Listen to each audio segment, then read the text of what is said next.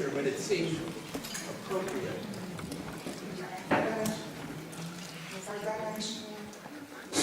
Не делал это с музыкой до сессии, но мне кажется, что это очень уместно.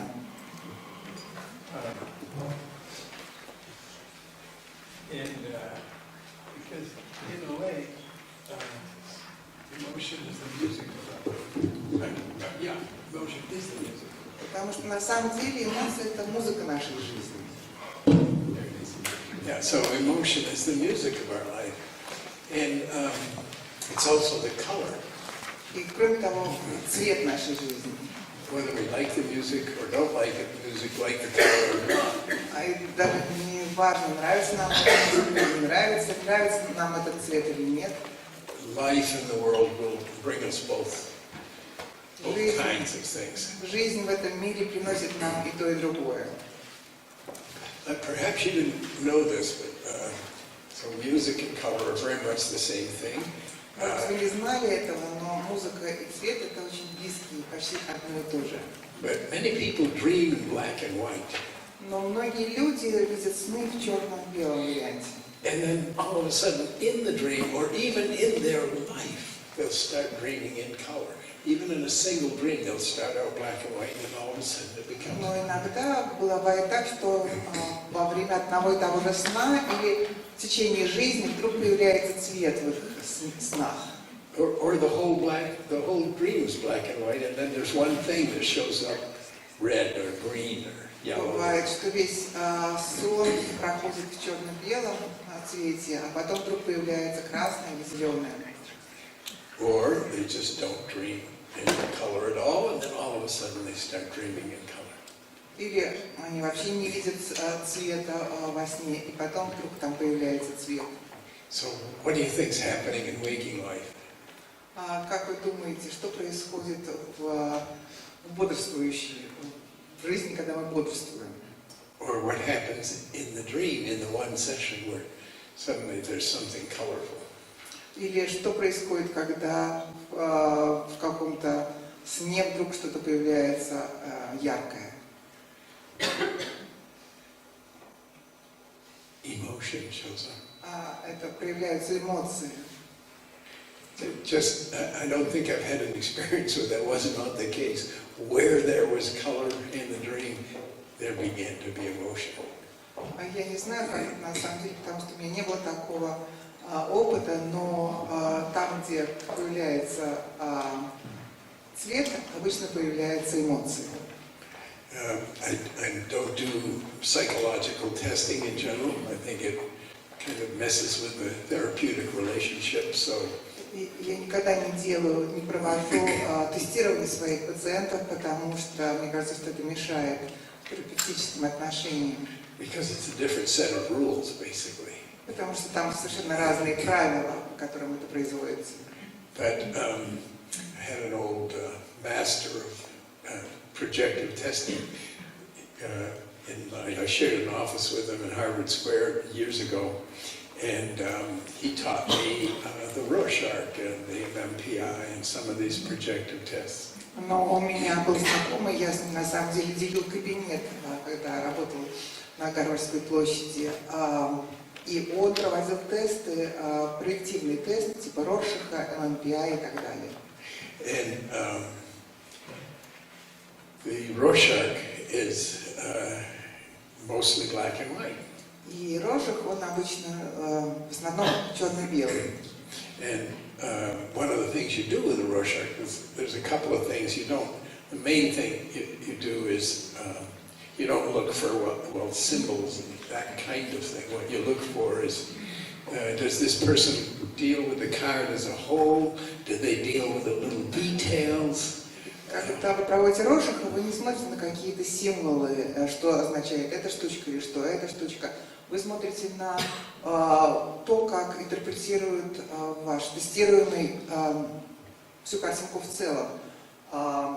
Что он видит детали или он видит все вместе. Sometimes, and also you want to know how many ideas they have for each card. You count the number of ideas they have. Иногда вы смотрите, сколько идей у человека возникает на каждую карточку. Иногда много разных интерпретаций и видений этой одной карточки. So rather than contrary to the public opinion that you're looking for some sort of pathological symbols or some dark sexual desires, you're looking at how they relate to this new phenomenon. Each new phenomenon, how do they relate to it? Так что, вопреки общепринятому мнению, что вас тестируют на то, что вы увидите какие-то символы темные или эротические символы, тест определяет то, как вы относитесь к этой карточке в целом, на ваши отношения, он опирается на ваши отношения к карточке. And I don't know if you know Carl Jung's his association experiments back in the 1900s when he first met Freud. What he would do would be give a word and then he would ask for an association in time, how long it took to give the association. И я не знаю, знакомы ли вам эксперименты Юнга с тестированием. У него были карточки, это было в 90-х годах еще, в 900-х годах. Он давал карточку и предлагал сказать, что человек, дать ассоциацию на эту карточку, и замерял время, которое требовалось человеку, чтобы эту ассоциацию дать. And where there's a longer time, there's usually some conflict or ambivalence. И когда это занимало дольше времени, это говорило о каком-то конфликте или амбивалентности. So, actually, it's the same thing with the Rorschach. И то же самое про Роршаха. You time the responses. Вы замечаете время, которое требуется человеку на ответ. And so there's a few cards that have colors, not many. В Роршахе есть несколько карточек, которые цветные, немного. And colors are usually the first thing to produce a delay in an association. И обычно цветные карточки, цвет появляющийся, это самая главная вещь, которая вызывает задержку с ответом. And so color is generally interpreted all the way back to Hermann Rorschach, who, by the way, had a connection with Medard Boss in Switzerland. Rorschach and Medard Boss's analyst were colleagues. Кстати говоря, Роршах, у него была связь с боссом в Швейцарии, связь в смысле рабочая связь. But I never saw any cards in the boss's office or anything, but here's the thing. Но я никогда не видел никаких карточек у босса в кабинете, но неважно. What's color in the Rorschach? Что значит цвет у Роршаха? What might cause more often than the black and white associations, what might more often cause a pause in the association. Почему, как вы думаете, цветные карточки вызывают паузу перед тем, как ответить? Более длительную паузу, чем черно-белые.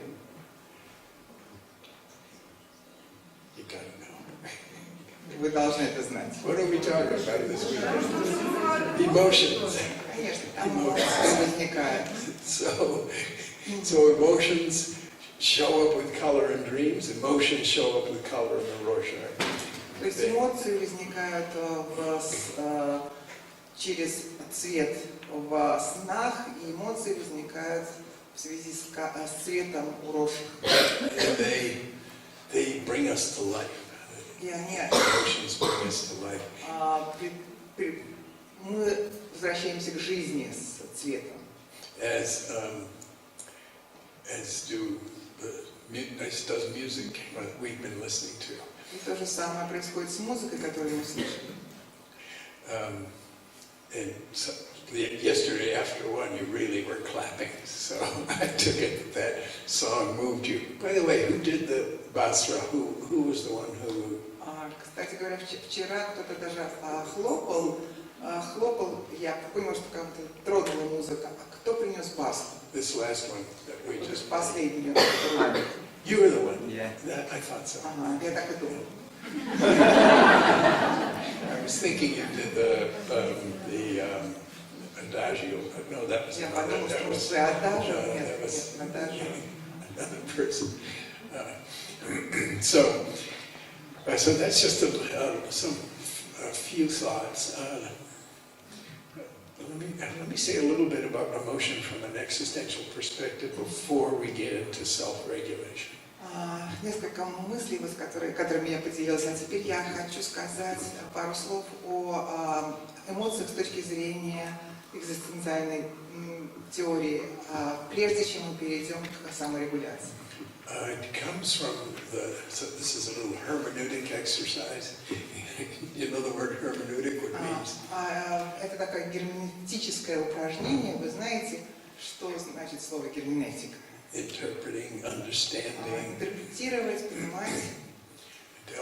We're all, in a sense, if we're depth psychologists, and especially existential psychologists, are all hermeneutes. We're looking for hidden meaning. Мы все, занимающиеся глубинной терапией, мы все, особенно экзистенциальной терапией, мы все занимаемся толкованием глубинных смыслов, то есть мы все занимаемся герменевтикой. As existentialists, we're not so easy to use the word unconscious. Но нам трудно, экзистенциалистам, трудно иногда бывает говорить слово бессознательное. Edward Boss refused to use it. He just didn't believe why on earth we should think there should be an unconscious. Босс, например, он не любил это слово, потому что считал, зачем оно, почему мы должны считать, что есть что-то бессознательное. So psychoanalysts, he was at a conference one time, and the psychoanalysts were listening to his talk, and then one of them said, "Well, who can bear to hear? Who can listen to Edward Boss? He doesn't even believe in an unconscious." И на одной конференции, где он столкнулся с психоаналитиками, кто-то из психоаналитиков сказал, что вообще кто может слушать этого босса, он даже не верит в то, что есть бессознательное. So an unconscious in psychoanalysis is like believing in the virgin birth or the resurrection. You know, if you don't get to be a Christian unless you believe in these things. So you don't get to be a psychoanalyst if you don't believe in an unconscious. Психоанализа, если вы не верите в бессознательное, то это то же самое, что христианин, который не принимает символа веры, не верит в непорочное зачатие и воскрешение Христа, поэтому без бессознательного не может быть психоанализ. But what is the unconscious? Но что такое бессознательное? We're talking about things to which we do not have access. Мы говорим здесь о тех вещах, к которым у нас просто нет доступа. That's all. Something that remains hidden from us. Это все, что остается скрыто от нас. It's a secret. Это секрет, тайна. And there are two reasons why there is so much that's hidden from us. И есть две причины, по которой так много от нас скрыто. May I remind you why I'm talking about this is because this has to do with the word hermeneutic. Я сейчас напомню вам, почему я об этом говорю.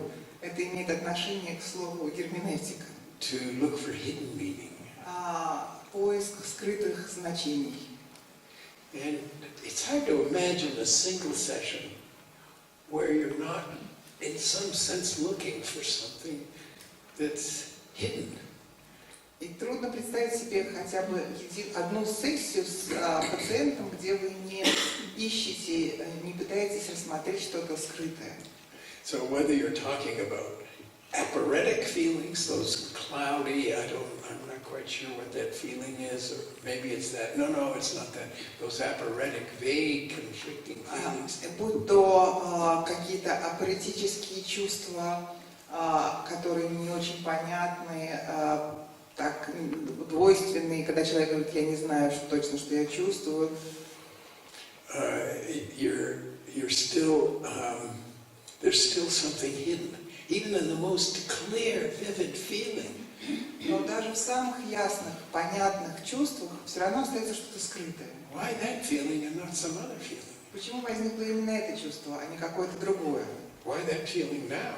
Почему сейчас оно возникло? Why that feeling in this moment in our relationship? Почему оно возникло сейчас, в этот момент в наших отношениях? So there's two reasons, I would say ontologically, И есть поэтому две причины онтологических, that things remain hidden. по которым вещи остаются скрытыми. One has to do with the things themselves. Прежде всего это связано с самими вещами какими-то. Being itself, all being. Все бытие, все. Everything that is. Все, что есть. Including every human thing that is. Включая все человеческое, что существует. Is concealed. Оно все скрыто. Lives, exists as both revealed and concealed. И существует как проявляющееся, так и скрытое. It's just the way of being. Это просто так устроено бытие. It's one of the ontologicals Heidegger talked about, the concealment of being.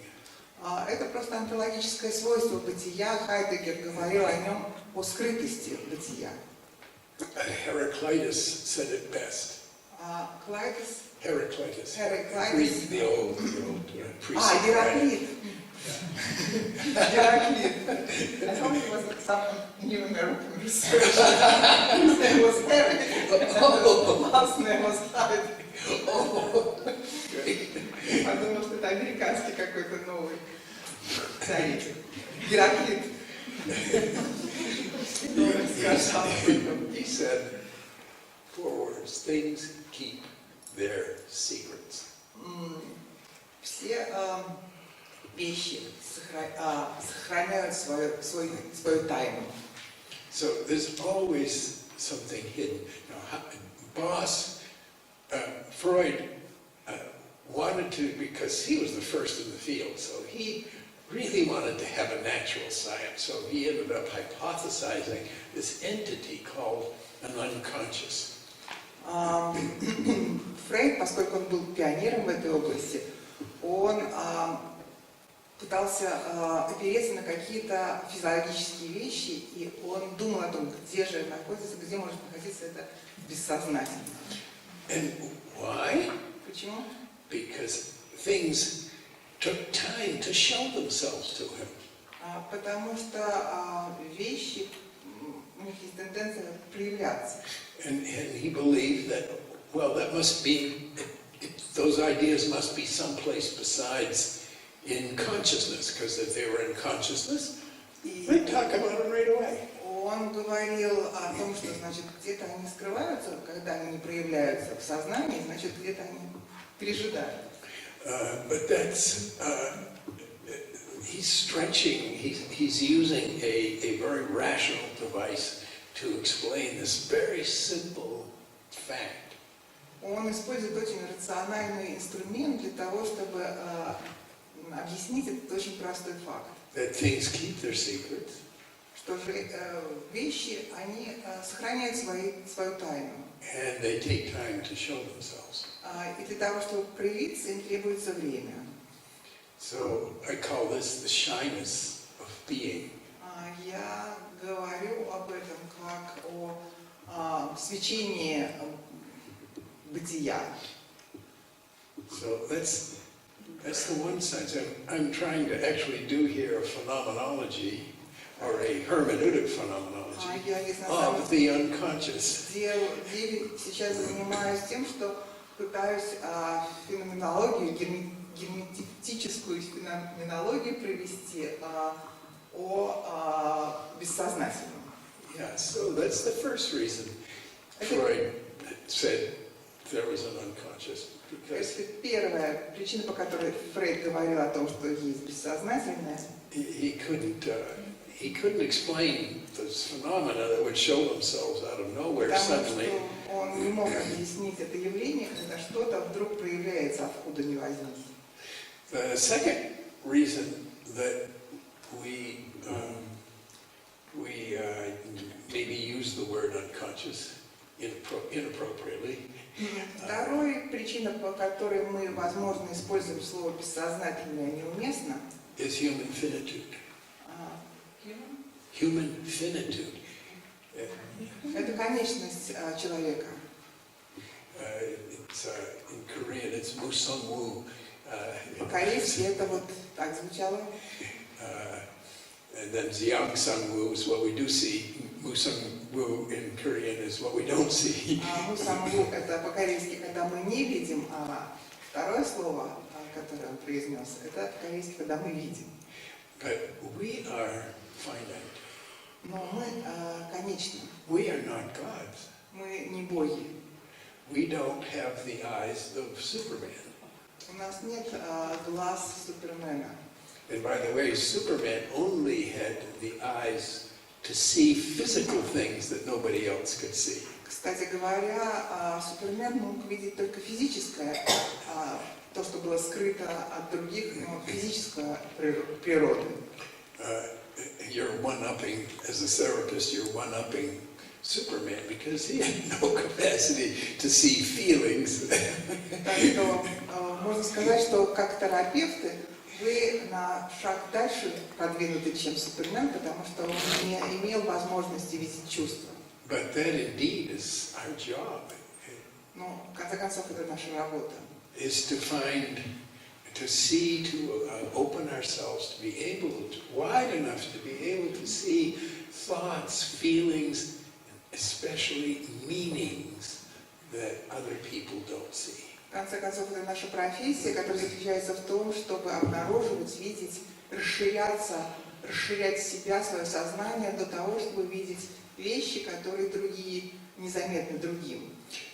We're not, there's no reason for us to be arrogant about this because other people do. Many other people have very intuitive perceptions. They see through things. И гордиться особенно нечем, нет причины заносчивости, потому что есть простые, обычные люди, которые интуитивно очень хорошо чувствуют других людей. When I first moved to New Mexico, I had to work in a clinic up in northern New Mexico where there are a lot of Native Americans and poor Hispanic families. But this was a very busy clinic. Я, когда переехал в Нью-Мексико, я работал в клинике. Это была такая очень популярная клиника. Там было много бедных людей, испаноговорящих. Там было много народу. And one day a shaman, an Indian shaman, a seer, came in for therapy. И какой-то из дней пришел на терапию шаман, коренного населения американского, коренной американец. And the clinic director, because this was a legal case, he said you have to do psych testing with this guy. И директор клиники сказал, поскольку это было все очень в рамках закона, чтобы было, вы должны провести тестирование. So can you imagine doing an MMPI with an Indian shaman? Представьте себе, как это проводить MMPI с шаманом.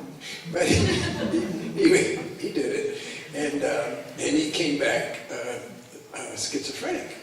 That was the И result. оказалось, что у него шизофрения. And I don't know if you know MMPI, but they... Получилось, вернее, не оказалось, а получилось, что он шизофреник. It's like 500 plus items about very ordinary things to extremely intimate things. Там, если вы знаете, в MMPI огромное количество, около 500 вопросов по поводу всяких вещей, очень интимных и очень общих.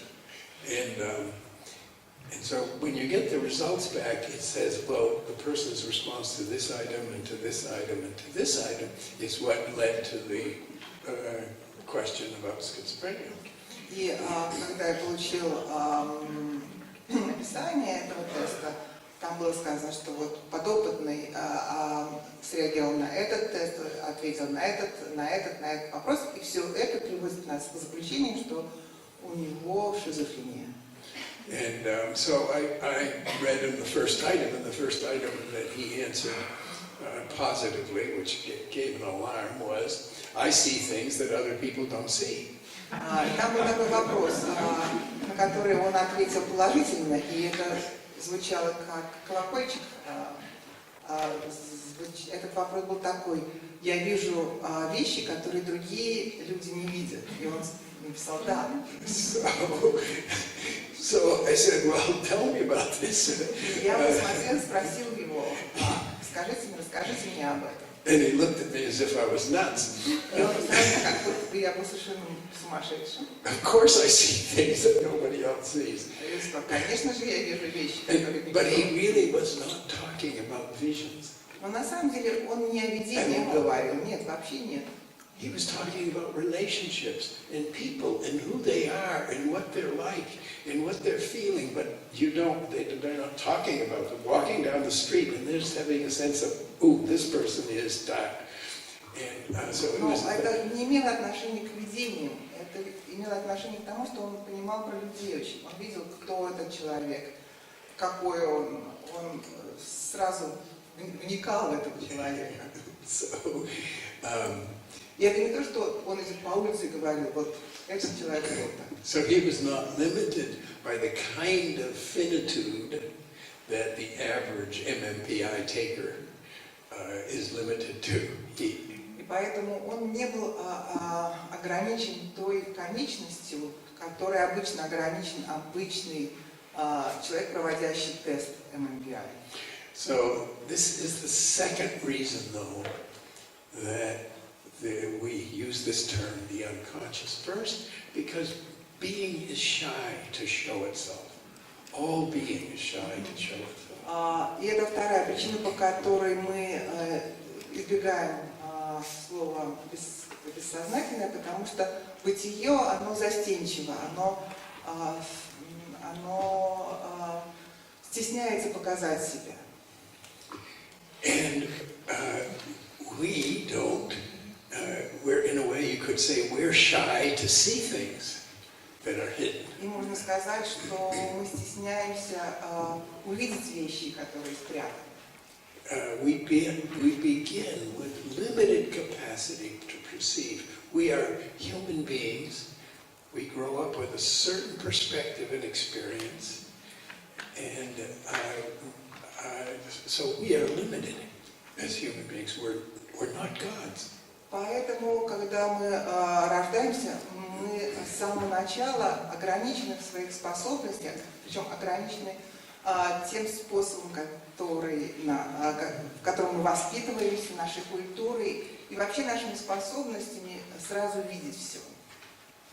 So those two things. One is we have to use the word unconscious. I don't think we have to use it. I much prefer hiddenness, the secret, concealment, all of those kinds of words. И я не думаю, что мы обязательно должны использовать слово бессознательное. Мне больше нравится таинственность, секретность, спрятанность, скрытность. And this is so much more true for human beings. И это, мне кажется, что больше отражает ситуацию человека. Because unlike many other kinds of beings which keep their secrets, Потому что, в отличие от других существ, которые хранят свои секреты, human beings actually choose to keep secrets, whether intentionally or unintentionally, whether out of fear or guilt. Которые не хранят свои секреты. Другие существа, которые не хранят свои секреты, мы, в отличие от них, склонны к такой таинственности, может быть, из-за страха, может быть, из-за чувства вины, из-за чувства своей неадекватности и так далее. So hermeneutics is the process of going beyond what shows itself immediately in things, whether it's a sentence from a client or a feeling or an experience. Так что герменевтика — это то направление, которое старается раскрыть и толковать то, что вначале первично не проявляет себя. Будь это предложение, сказанное нашим пациентам, или чувство, которое проявляет наш пациент. I got distracted because when I first met Marina, I told her if I do what I just did, for her to punch me. If I'm talking too much. Я сейчас отвлекся, потому что когда мы познакомились с Мариной, я ей сказал, что если я очень плохо буду много говорить, чтобы она меня стукала. And I said no. And she said, I'm not going to punch you. Она сказала, что она не будет ударять. But don't you punch me. Но она сказала только меня не ударяйте, пожалуйста. Pardon? Did you want to punch me? I don't know.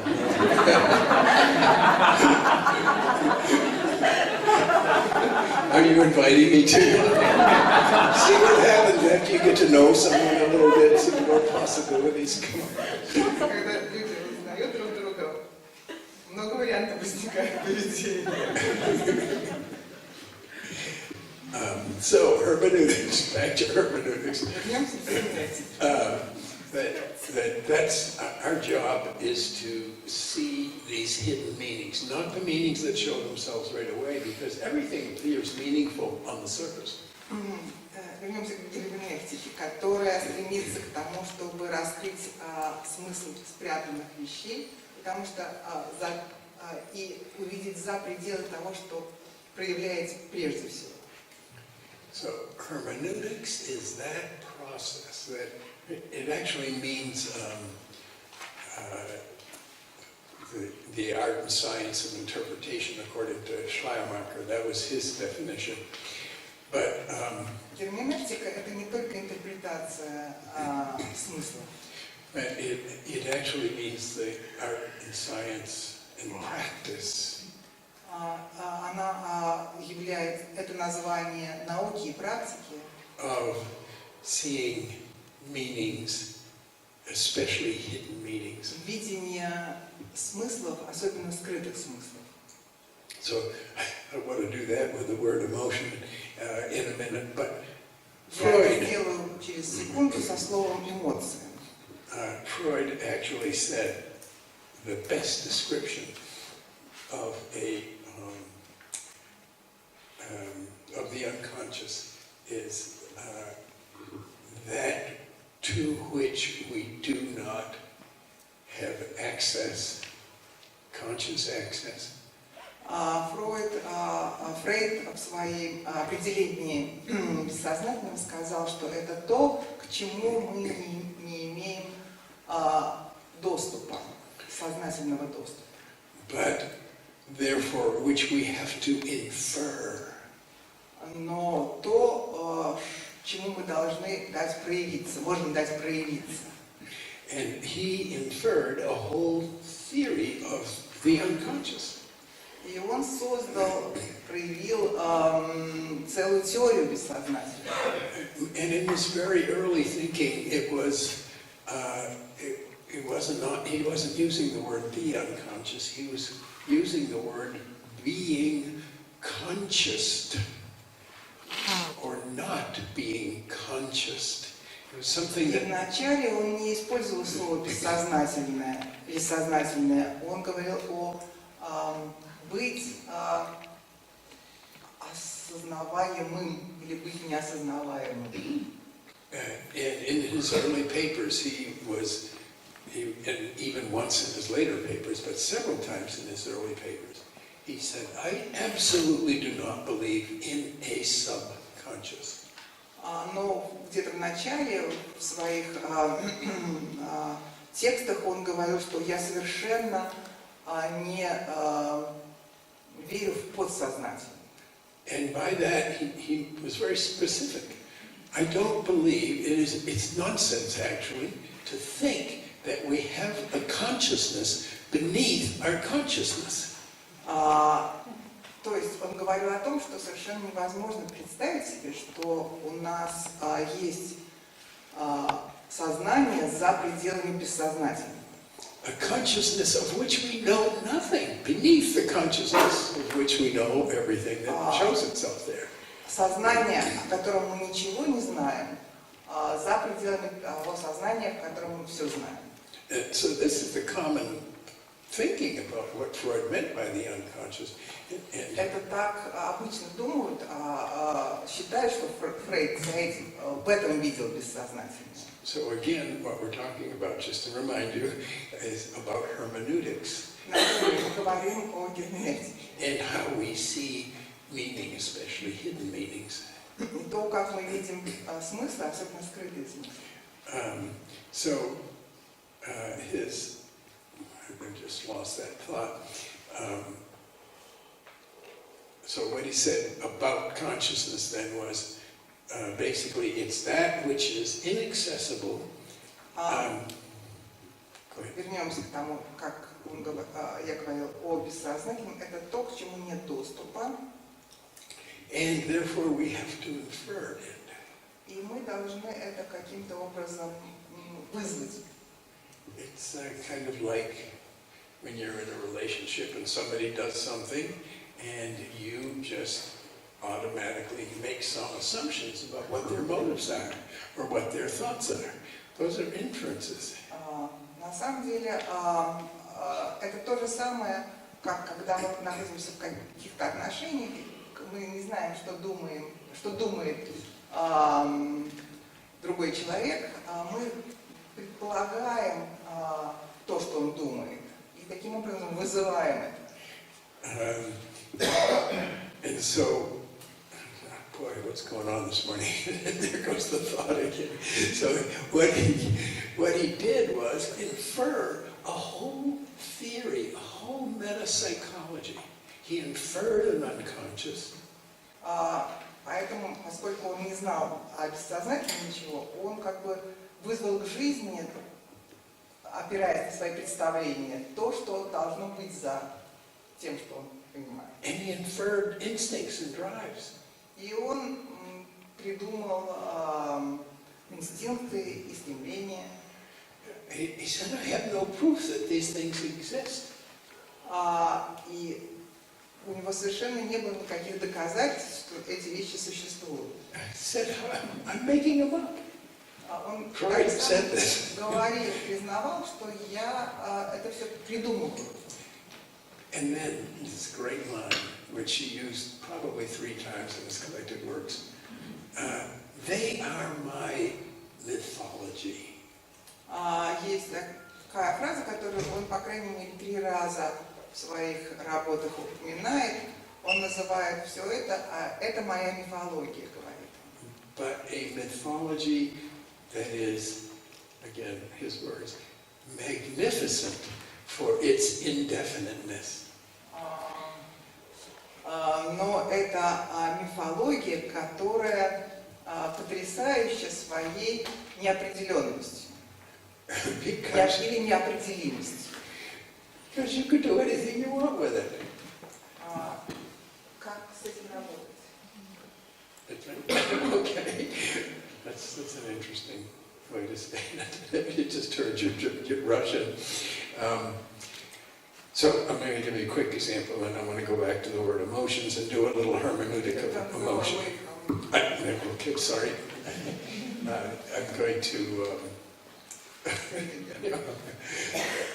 I'm going to just say a little bit of how this worked with dreams in Freud. Я хотела поговорить немножко, как это работает со снами. How the indefiniteness of his mythology served him. Как неопределенность, when you say indefinite, is it from the word finite or defined? Oh, indefinite is not, it's not something that's very clear, and so you can almost make anything out of it you want. Like a Rorschach is an indefinite figure. Okay. Я просто проверила, правильно я перевожу слово, правильно. То есть это неопределенность этой мифологии давала ему возможность работать со снами. So here's what he did, but this is how his indefiniteness served him. И поэтому эта неопределенность сыграла хорошую службу.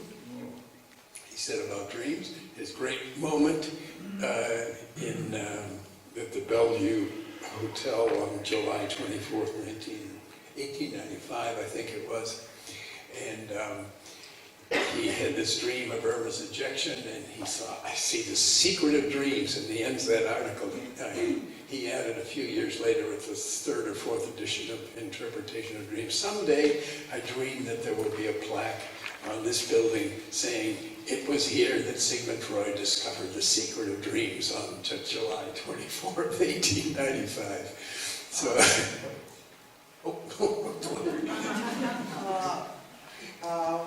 в своем выступлении в Белвью, гостинице Белвью, число я забыла, он сказал, что у меня есть такая мечта, или у меня есть сон, что когда-нибудь на этой гостинице повесит табличку, что в таком-то году Фрейд открыл здесь смысл сновидений, или рассказал о смысле сновидений. So his secret was, the secret of dreams was that, now see, he at least used the word secret there. Он использовал слово секрет, секрет сновидений. So he was capable of being phenomenological. Это все, на что он был способен как феноменолог, слово секрет. But he started out, dreams are wish fulfillment.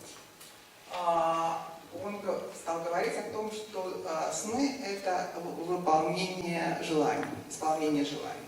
And not just wish fulfillment, but childhood sexual wish fulfillment. Не просто исполнение желаний, но исполнение детских, эротических, сексуальных желаний. And then one morning he was early in the morning, he stayed up late, and he heard his daughter Anna saying, "Strawberries, strawberries, Papa, strawberries." Однажды утром он услышал, как его дочь Анна во сне говорила: "Земляника, земляника, папа, земляника." So she had wanted some strawberries earlier in the day and was dreaming about having strawberries. Потому что днем предыдущего дня она хотела земляники, или что-то ей давали землянику. Поэтому и сон был про землянику. So he had to say, well, they're not all just childhood sexual wishes. И поэтому он сказал, что, на самом деле, не все исполнение детских сексуальных желаний. They're obvious everyday wishes. Там есть и желания такие обычные, обыденные.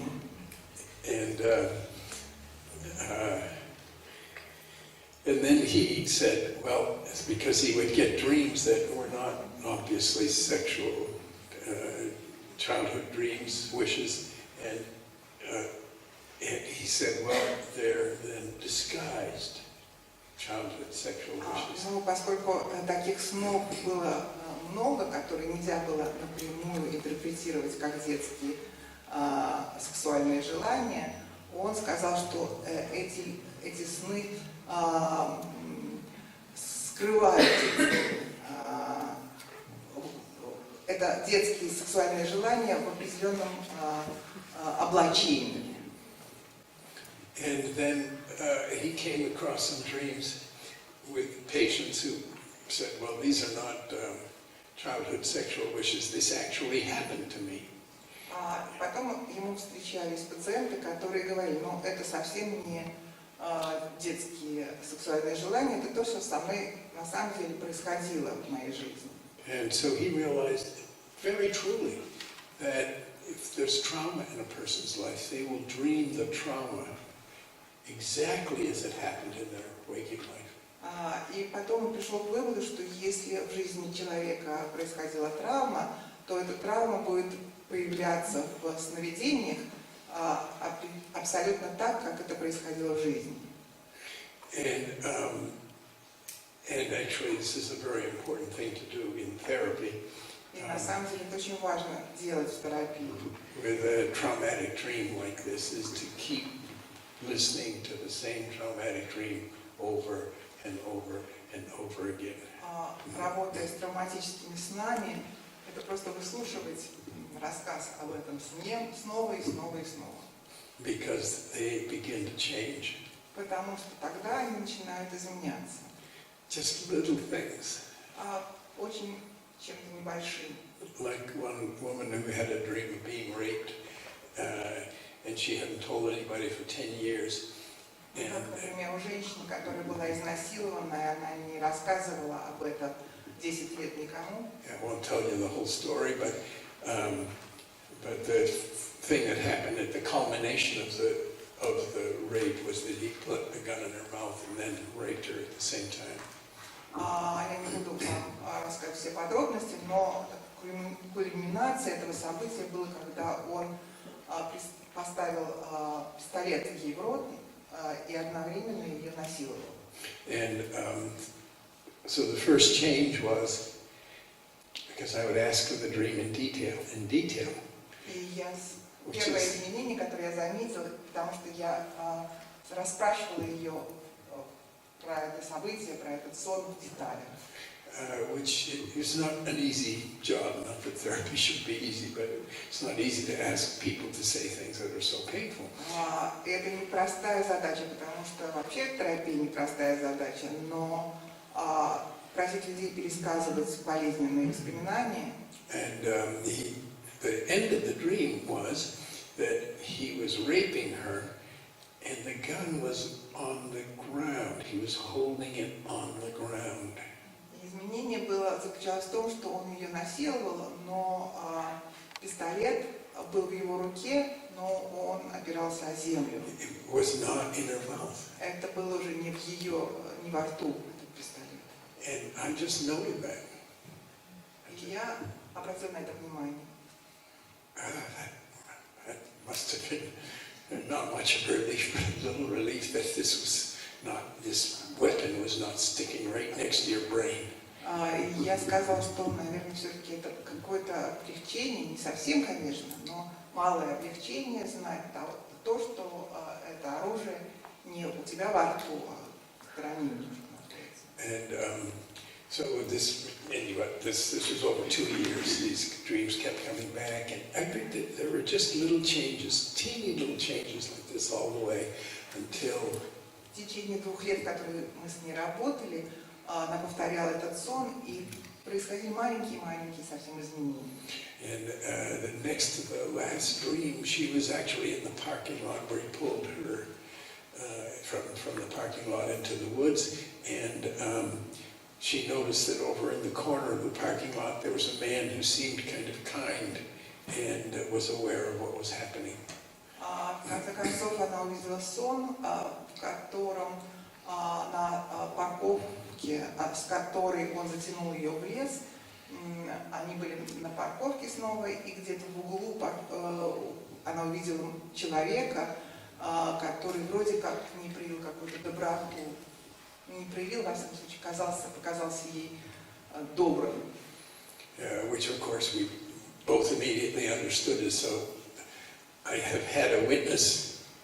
I've had a witness on my side who sees what's really happening here. И мы это оба поняли так, что наконец-то у меня есть свидетель, который на моей стороне, который видит все это. And then the last dream, this man was coming to her in the parking lot, or just as he did in waking life. I mean, it's exactly the same as the waking life. All of these dreams, except these little changes all the way along. And he was coming after her in the parking lot. She looks down between 2 cars, and there's a baseball bat. And just as he comes up to her, she grabs the bat and then beats him, and then wakes up. И в последний сон, который она пересказывала, Она снова была на этой парковке, и она была между двух машин в тупике, и этот человек шел навстречу ей, как каждый раз и происходило, потому что сон повторял буквально все, что происходило в жизни, кроме маленьких, совсем маленьких этих изменений. И вот в последнем сне она видит, что там есть бейсбольная бита, и она берет ее, и когда этот человек к ней подходит, она начинает его бить и просыпается. So it was the last time she had that dream in 22 years of her life. She'd been having it for 22 years, 20 years before. Это был последний раз, когда она видела этот сон, до этого она его видела 22 года своей жизни.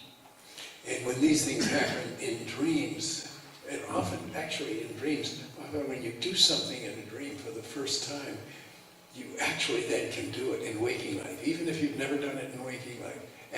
Athletes talk about this all the time. Athletes. Когда что-то происходит во сне,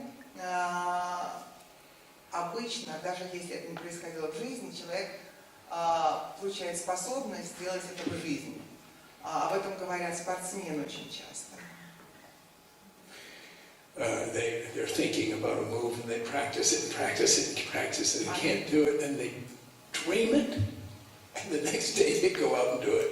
Они пытаются что-то сделать, спортсмены, и во сне им снится о том, как они делают это, пытаются, наконец во сне не думают, они это совершают, и когда просыпаются на следующий день, у них это получается наяву.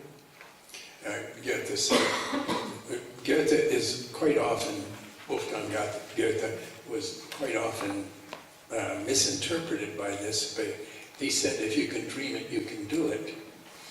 Часто люди неправильно интерпретируют Гёте, когда он сказал, если вы видите об этом сон, значит вы можете это сделать. He was not talking about night dreams. He was talking about our daydreams. I wish I could. I dream this. На самом деле он говорил не о сновидении, он говорил о мечтах. But it's just as true for night dreams. Но можно сказать, что это справедливо и для сновидений. But please don't try flying, even if you fly in a dream. Но если вы будете летать во сне, пожалуйста, не пытайтесь полететь наяву, потому что там есть какие-то границы все-таки. Jacob Marino had such a situation. He used to play in his barn. Jacob Marino, the psychodrama guy, used to play in his barn with the kids, and he would be God up in the rafters and directing all the kids. And since he was God, he thought, oh, I'll just fly on down there, which he did and broke his leg. Марino, который изобрел психодраму, он занимался с детьми, театральное мероприятие происходило, и он изображал Бога наверху на сцене. И в какой-то момент он подумал, если я Бог, я могу, значит, летать, и он оттуда слетел и сломал ногу. So, back to dreams and Freud's magnificent indefiniteness. So he then... Вернемся к снам и к потрясающей неопределенности Крейга. So, childhood sexual dreams. Well, no, they're not all childhood sexual dreams. Some of them are just ordinary dreams. If they... То, что он сначала сказал, что это детские сексуальные сны, потом сказал, нет, не всегда. If they are childhood sexual dreams, they're disguised about childhood sexual dreams. Он сказал, что потом, значит, если это не детские сексуальные сны, то это просто в обличии они в другом возникают во сне. And then, I guess not all dreams are childhood sexual dreams. Or disguised ones. Actually, there are trauma dreams that just repeat the waking life situation. И потом он пришел к пониманию того, что это не всегда детские сексуальные сны, даже выступающие в обличии, а просто это повторение травматических событий. So he had one patient who was always testing him, always trying to find exceptions to his theory. Поэтому он на самом деле всегда пытался проверить свою теорию и найти какие-то исключения из своей теории. And she came in one day and she said, "Oh, here's my dream." И вот одна пациентка, которой он это пытался сделать, приходит и рассказывает ему свой сон. And so they worked on it. She did her free associations, and at the end, went nowhere. At the end, she said, "Okay, so it's not a childhood sexual dream. It's not a disguised childhood sexual dream. It's not a trauma dream. It's not an ordinary wish fulfillment dream. So what do you make of this?" И в конце она рассказывает ему какой-то сон и говорит, ну, если это не детский сексуальный сон, и не детский сексуальный сон, прикрытый чем-то, и не просто не травматический сон, не сон о травме, то что это? So the magnificent indefiniteness of his theories allowed him to go on to say, "Well, that satisfies your wish to prove me wrong." Но его потрясающая неопределенность в его мифологии позволила ему сказать, ну, это не то, и не другое, и не третье, но это ваше желание, чтобы я оказался неправ. So as existentialists, we try to avoid theory, even about things like emotions. Как экзистенциалисты мы стараемся избегать теорий даже относительно таких вещей, как эмоции. And we want to understand things as they show themselves, from themselves. Хотим понять вещи на основе того, какими они нам представляются, из того, как они нам представляются. In the very way in which they show themselves from themselves. That's a Heidegger quote.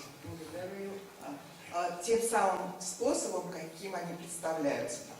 Это из Хайдеггера. But we know that things keep their secrets. Но мы знаем, что вещи хранят свои секреты. And we know we don't see through everything. We don't see clearly. We don't have Superman vision. И мы знаем, что мы не видим всего. У нас нет видения Супермена. So the challenge is how to stay with the things themselves and move to what's hidden, what we don't see, what we can't see, and what hides itself from us. И мы удерживаем в голове то, что мы не видим, и то, что скрывается, и то, что мы от себя скрываем. So, it's a long explanation of hermeneutics. Это очень, и герменевтика это описывает, и это очень длинное описание герменевтики сейчас происходит. And in particular, phenomenological hermeneutics. И особенно феноменологическая герменевтика. But as existential therapists, we want to be phenomenological hermeneutes with our clients. Но как экзистенциальные терапевты мы стремимся к тому, чтобы быть феноменологическими герменетиками с нашими клиентами. Until those things that we don't see, that we don't comprehend, begin to show themselves, those aspects of themselves that they were not showing before. И продолжать это делать до того момента, пока что-то не становится нам ясно, что вещи не начинают показывать нам то, что до сих пор держали в секрете. And we begin to lose our blinders. И мы начинаем наши шоры раскрывать.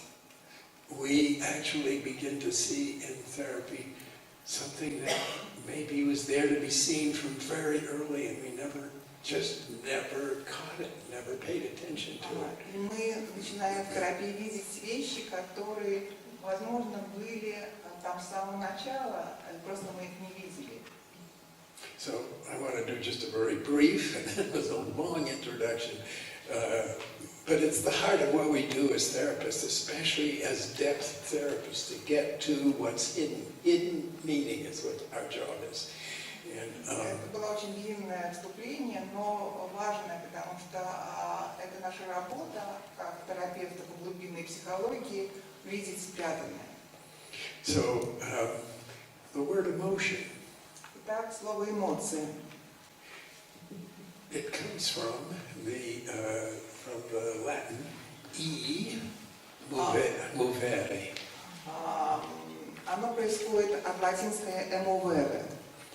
So, it's two things there. И там две слагаемые. Movere «Movere» — это двигаться, is двигать. to move. Двигать. And E is out. А это вовне. And in that word you see the two fundamental things about what emotion is in our lives. And you can check this with your experience. И на самом деле в этом слове скрыто, раскрыто то, что эмоции с нами делают в нашей жизни. Вы можете это сами проверить.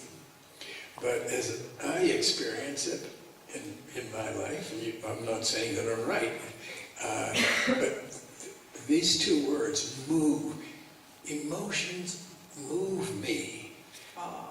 И это справедливо для моей жизни, я не навязываю своего мнения, но для меня эмоции, они меня двигают. They activate me. Они меня активируют. They arouse us. Они нас возбуждают. In some way you could say they heighten our state of readiness. Они, можно сказать, повышают наше состояние готовности. So we are moved to one thing or another. Таким образом, что мы выдвигаемся к какой-то одной вещи или к другой, навстречу этой вещи. So what about the E? Что там насчет этого которое в начале? Out. Вовне. So it's something that really comes actually from neurobiology. We know that it comes from our limbic system and our brainstem. Но что такое выдвигается? Мы знаем из биологии, что мы происходим из своей лимбической системы, из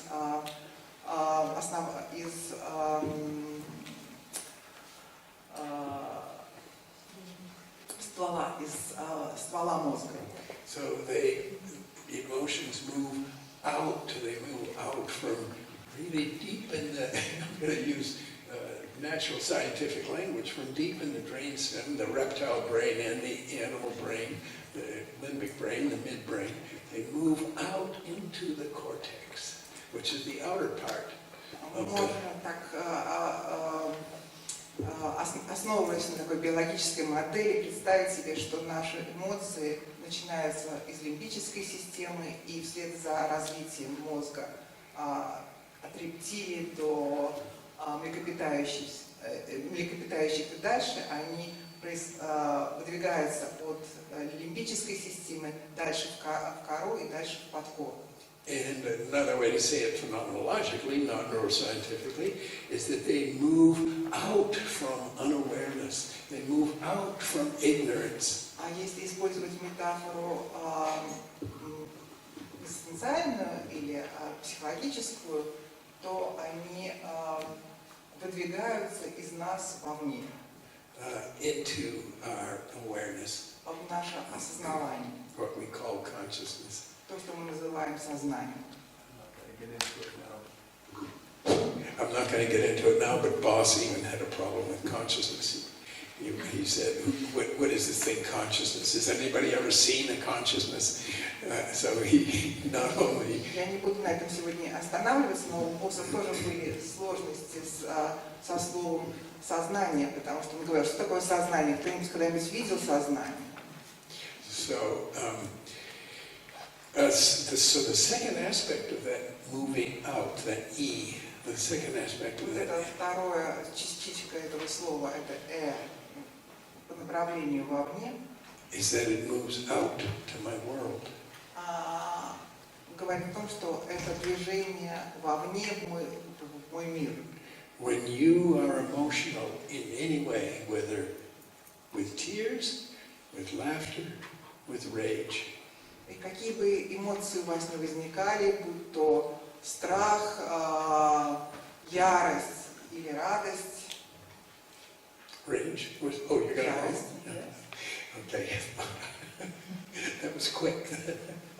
So it moves out, that feeling moves out, whether it's tears or rage or anxiety, whatever, it moves out. And other people are impacted by it. И эта ярость или слезы или что-то, они выдвигаются из вас, и другие люди оказываются затронуты или тоже начинают двигаться. And to some extent, those emotions are moving out so intensely and impacting our world that we can call them contagious. Иногда даже эти некоторые эмоции начинают так быстро и интенсивно выдвигаться, что мы называем их заразительными. Yeah, and probably the most contagious feeling is anxiety. И, возможно, самым заразительным чувством является тревога. Many of you have had children, you see your children are anxious, they're scared, or they're hurt. You actually feel that in your own body. Those emotions have moved out from the child, actually into you. Если у вас есть дети, вы могли бы наблюдать, например, когда вдруг ваши дети испуганы, и у них возникает тревога, постепенно вы заражаетесь этой тревогой, то есть эта тревога из них выдвинулась и попала в вас. And again, we mentioned this yesterday, that one of the quick tests of authentic feeling. Вчера мы уже говорили о том, что одна из вещей, которая является проверкой и искренности чувств, Real emotion. проверкой на самом деле это реальная, действительная, настоящая эмоция. Is that you catch it. То, что вы ею заражаетесь. I'm going to use natural scientific words, but I could use personal words, but it's actually a neurobiological phenomenon. Your emotions actually re-regulate the emotions of the other, or deregulate the emotions of the other. Я сейчас использую термины нейрофизиологии, которые говорят о том, что ваша эмоция, она может регулировать эмоции другого или дерегулировать эмоции другого человека. So we could say very simply that the sort of the practical impact of emotions is that they arouse, they stimulate our relation to ourselves, and they stimulate our relationships with others. Иными словами, можно сказать, что практическое назначение эмоций заключается в том, чтобы стимулировать нас и стимулировать других. They awaken our relationships with ourselves. Они пробуждают наши отношения с собой. And they awaken our relationships with others. И они пробуждают наши отношения с другими. So, one more comment, then I think we'll take a break. I'm not sure how we're doing with the time here. Pretty close. Okay. And by the way, the main mood of the everyday existence, according to Heidegger, is a pallid lack of mood. Most of how we carry our lives out, we're doing our taxes or driving from one place to another. Ну, по словам Хайдеггера, большую часть времени в своей жизни мы проводим в такой плоской эмоциональной, на таком плато эмоциональном. Мы платим свои налоги, мы что-то делаем. Yeah, the usual everyday way of being in the world is with a pallid, what he called a pallid lack of mood.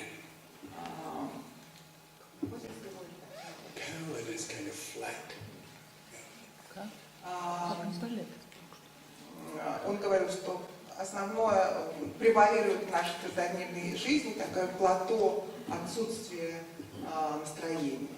So one could actually say that whenever affects show themselves intensely like this, it's a call to, not only a call to life, but a call to authenticity.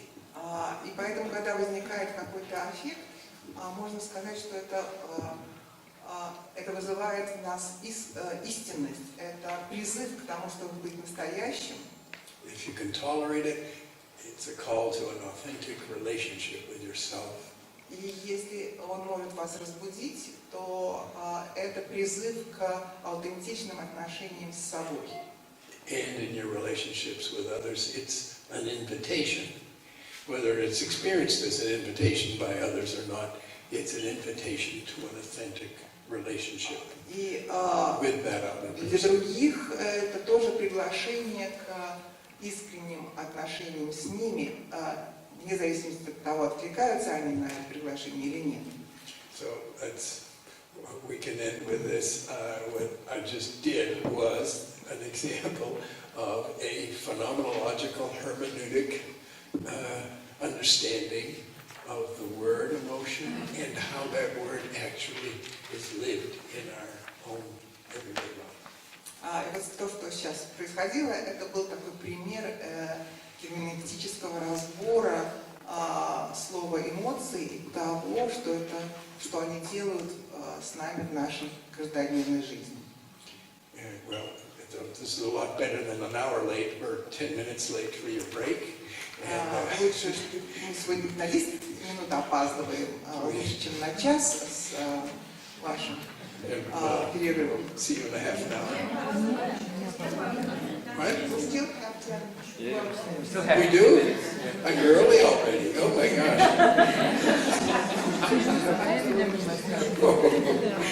Now you see what guilt will do to you. Видите, что со мной делает чувство вины. Oh my.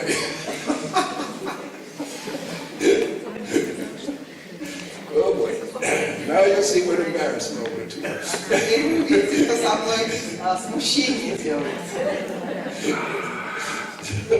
So let's pause for questions and comments. Давайте тогда ваши вопросы и соображения.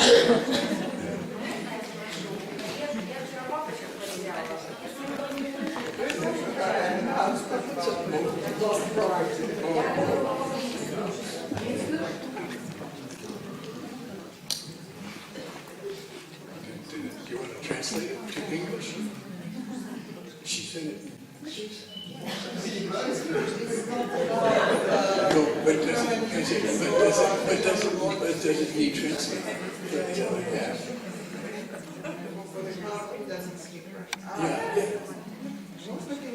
Do you need the translation of what she said? Материал. Спрашиваю, Эрик, ты не брал?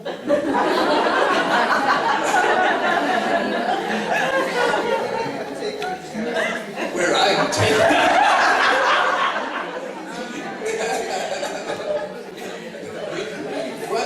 Why do I think you made life hard for the teachers in grammar school? The provocateur over here. Я зря обучал детей в школе. Я знаю, что такое провокатор.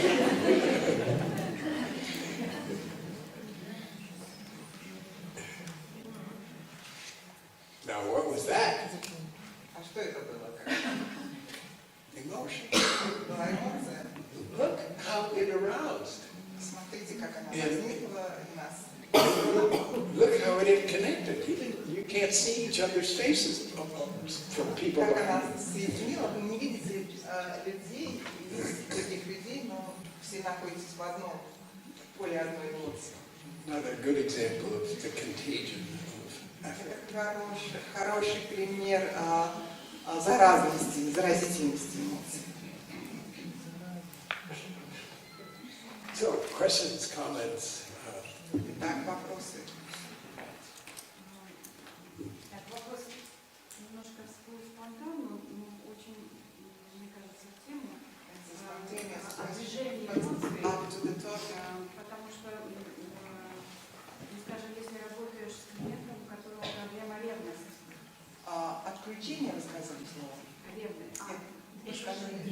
движение.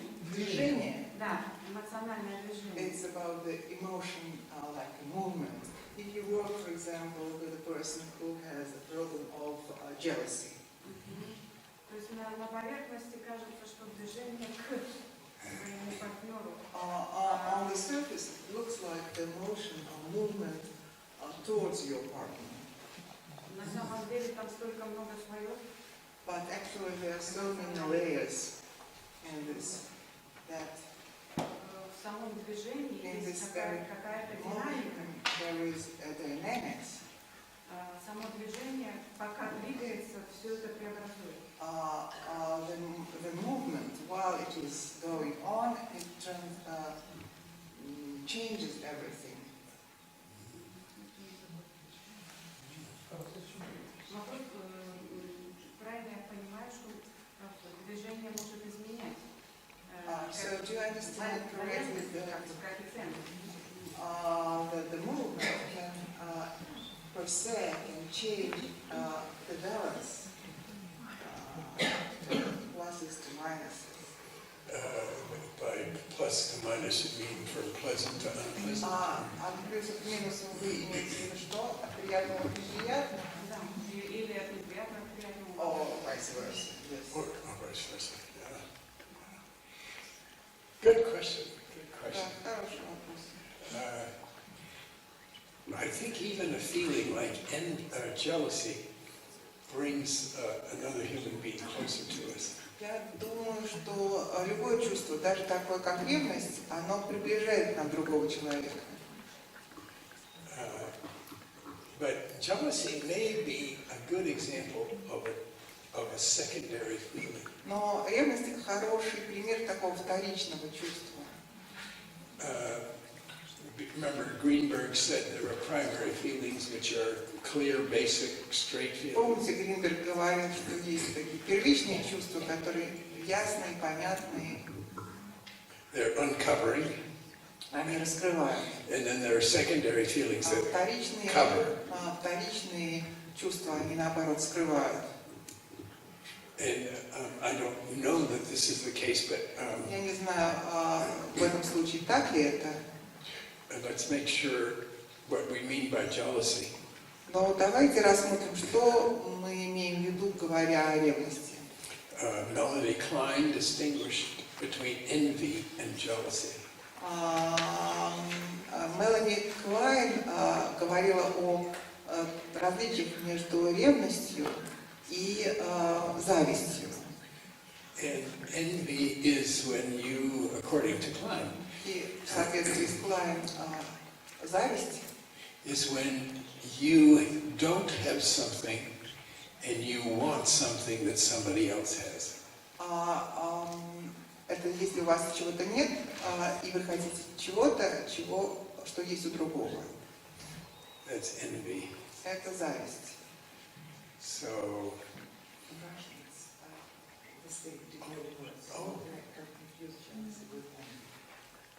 okay. Am I doing okay in Russian? Yes. Oh, good.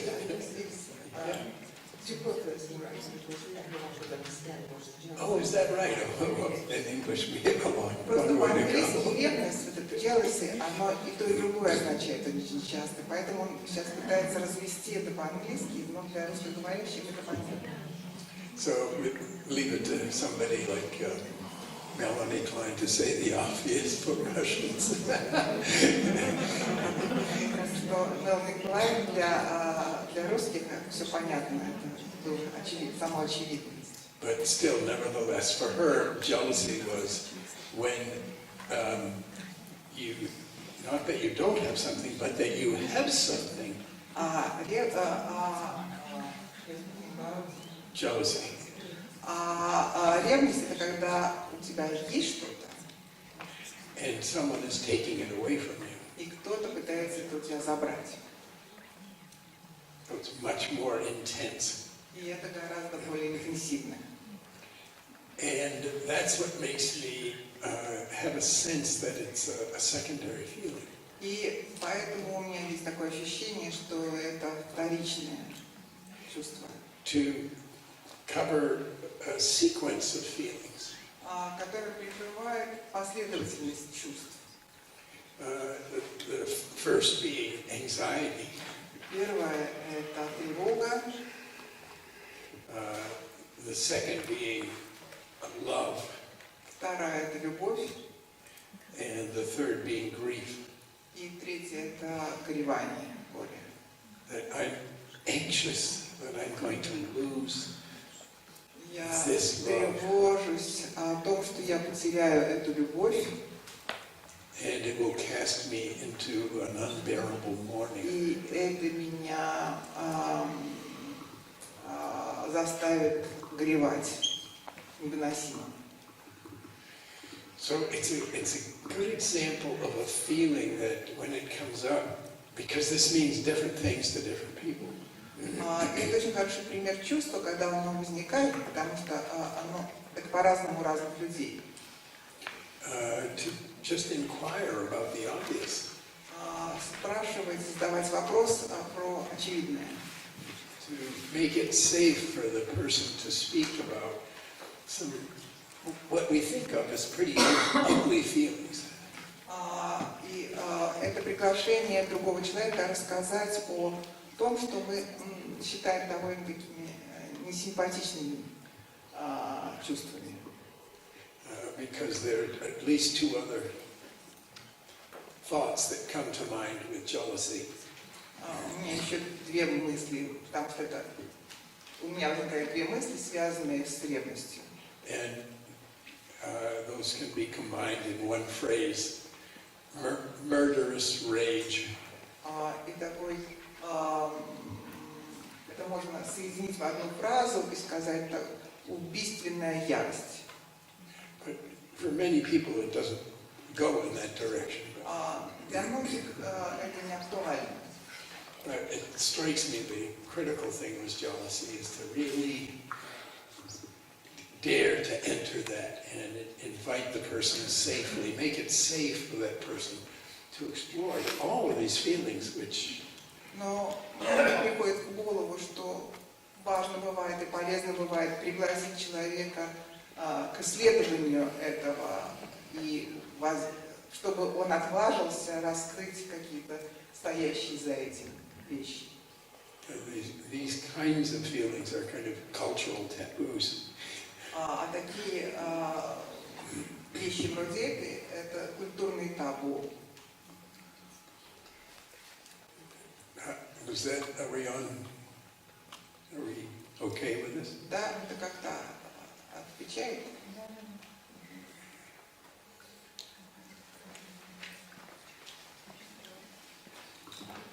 Other questions or comments? Еще какие-то?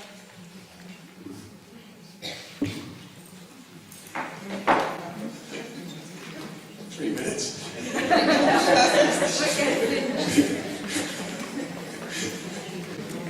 Yes.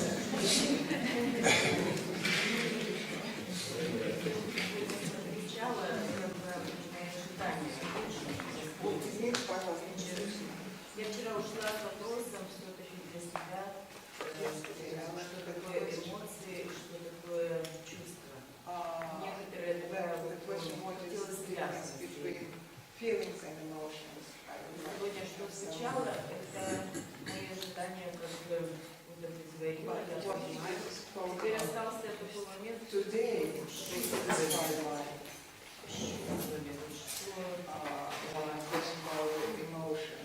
what about feelings?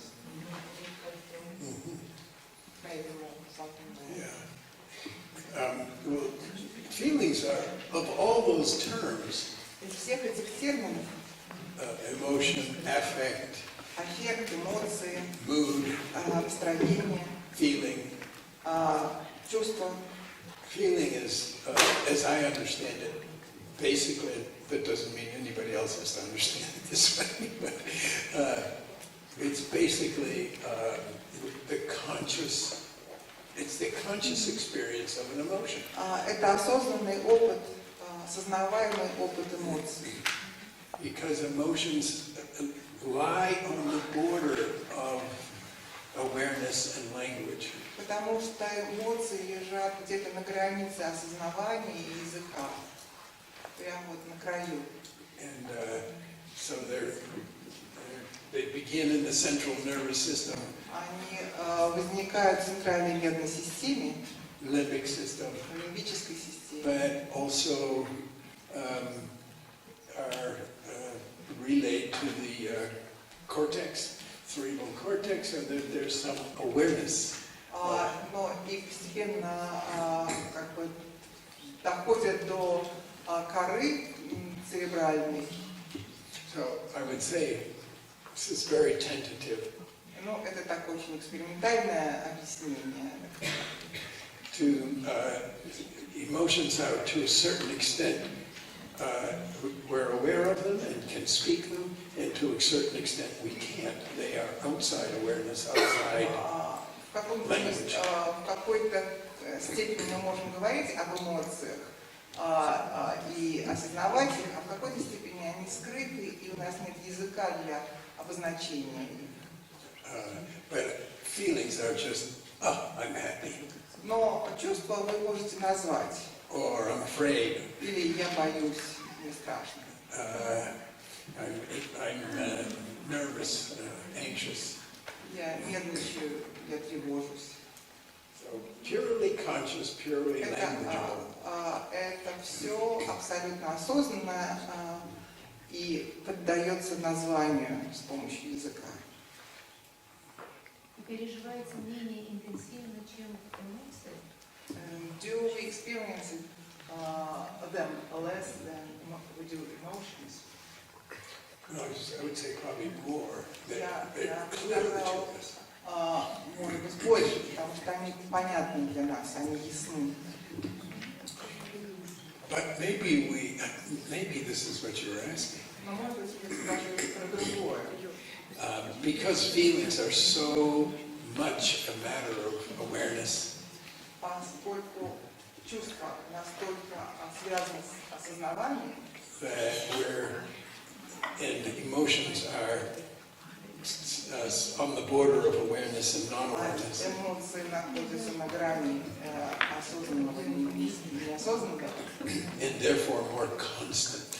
и поэтому более устойчивы, постоянны. Maybe you're asking, do feelings really just show up less often than emotions? А может быть, вы спрашиваете про то, что чувства проявляются реже, чем существуют эмоции. Это так? Я думала, когда это вербализуется, называется, I thought тогда that when интенсивность they are переживания может verbalized, снижаться. when the name them, the intensity of experience is tuned down. Когда человек вдруг нашел, как это When называется, the person has the name for it. Yeah. Oh, interesting. Yeah. Интересно, может быть, и так. It loses something. It becomes an idea. Это становится идеей, теряет какую-то, Becomes a word, становится словом, and not somehow separated from real affect. Is that? и как бы отделяется от настоящего аффекта.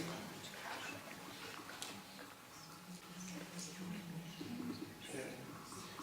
It's an interesting question. Интересно подумать на эту тему. Okay. See you in half an hour. Встретимся через полчаса.